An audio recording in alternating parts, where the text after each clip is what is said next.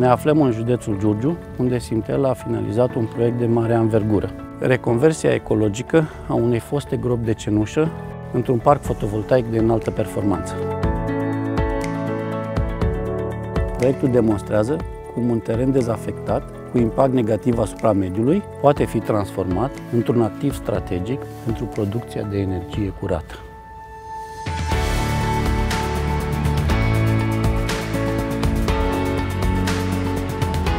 Centrala are o putere instalată de 51,9 MW, desfășurată pe o suprafață de 83 de hectare.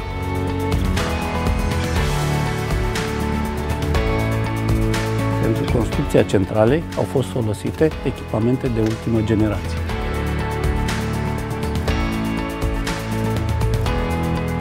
Au fost instalate 85.000 de panouri longi cu o putere 615 W fiecare.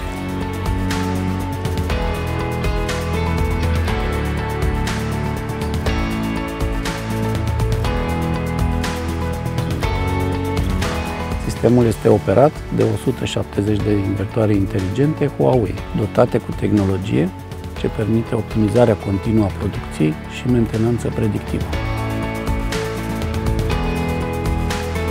Energia este livrată în sistemul energetic național printr-un transformator de 63 de MVA și o stație de conexiuni dedicată.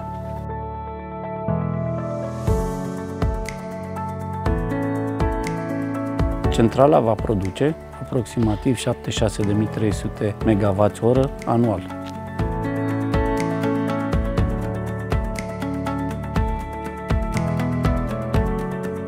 Se estimează o reducere a emisiilor de dioxid de carbon cu aproximativ 25.000 de tone pe an. Proiectul implementat de Simtel generează și beneficii ecologice adiacente.